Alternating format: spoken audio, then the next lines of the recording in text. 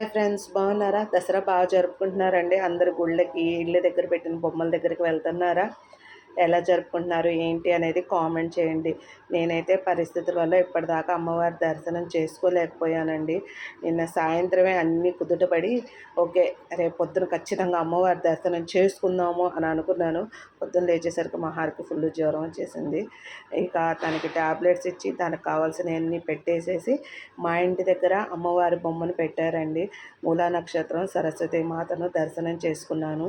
వీళ్ళు ప్రతి ఏడు బొమ్మను పెడతారండి. ప్రతి ఏడు ఏంటంటే మూలా నక్షత్రం రోజే అన్న సంతర్పణ అనేది చేసుకుంటారనమాట. చాలా బాగా జరిగిందండి అన్న సంతర్పణ.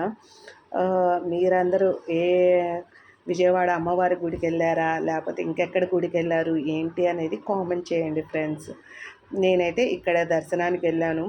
రేపు కుదిరితే అమ్మవారి దర్శనానికి వెళ్దాము అనుకున్నాం, కానీ ఇంతలోకి దీనికి జ్వరం వచ్చేసింది. ఇక దీనికి పరిస్థితి ఏంటో ఎలానో చూసుకొని ఇంకప్పుడు వెళ్ళాలా వద్దా అనేసి ఆలోచిస్తున్నాము. మీరు వెళ్ళారా అమ్మవారి దర్శనానికి ఇంద్రకీలాద్రి? వెళ్తే జనాలు ఎంతమంది ఉన్నారో ఏంటో, దర్శనానికి వెళ్ళొచ్చో లేదో అనేది కామెంట్ చేయండి. మరొక మంచి వీడియోతో మళ్ళీ